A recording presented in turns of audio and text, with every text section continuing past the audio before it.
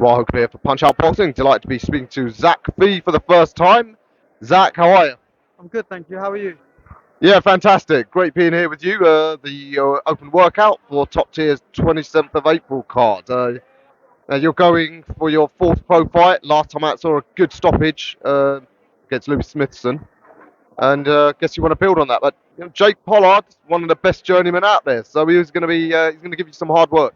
Yeah, he's a very tough journeyman. I don't expect him easy enough work. He's only ever been stopped a handful of times, and I believe I've got what it takes to dominate that fight. And it's my first round of course, and I believe I'll go out there and just put on a clinical, calm performance. You're with Billy Rumbles down there in Kent.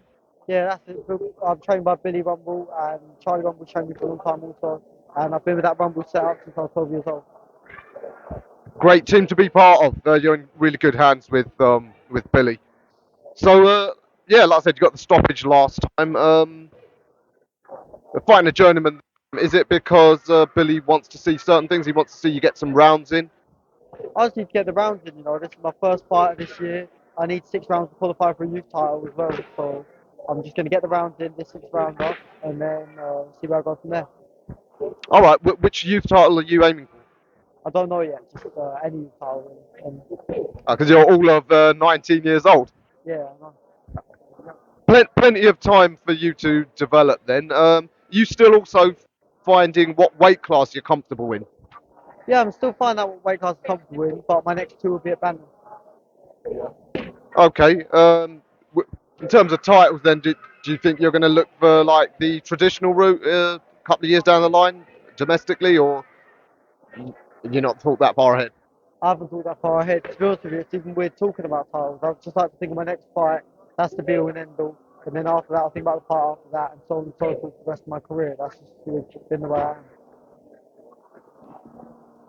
Yeah, you're part of this quite a new contingent of, I guess, Eurasian-based, well, descended fighters.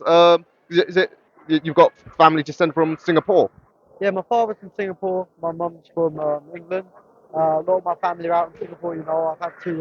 I've had to miss 2 trips to go see them because of boxing. But it's just what comes with it. I'll put in anything, give my all to boxing, and one day I'll be at a stage where I'll have solid dates, things like that. So I'll be able to go out there and see them again, and I look forward to it.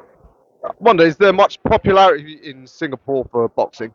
Yeah, there's a good national team set up. I've been there, I've sparred with the national team. I've been to national team training, all of that. Went back when I was amateur. It's a good setup. There's Coach Ridwan who challenged for an IBO world title. He's running the setup over there. And I'd say the scene's getting better and better and better.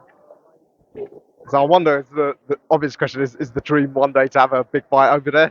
I'd love to. I'd love to. That is definitely a goal of mine to be able to fight out in Singapore and Asia and abroad. I just want to see the worldwide boxing. Yeah, oh, that would be amazing. Local girl here, Nina Hughes, is of Hong Kong descent, and always said to her, get that big sort of Sino community behind you. Could be a big market.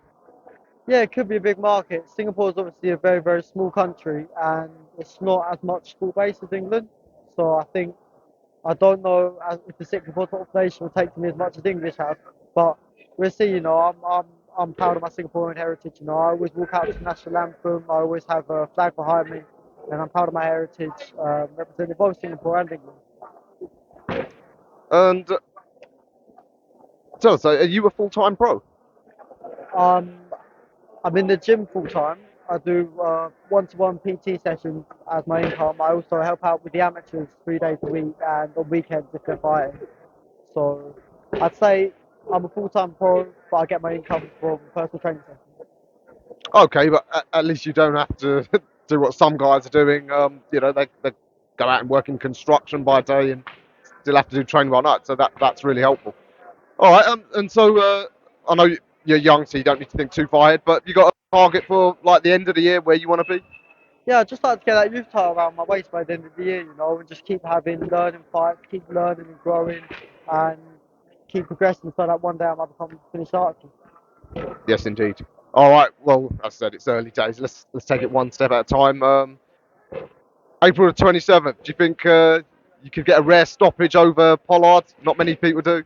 I believe I've got enough power in both hands to do the job, but as the saying goes, I'm not going to look for it. If it comes, it comes. If not, then I just want to put on a calm, clinical, clean performance.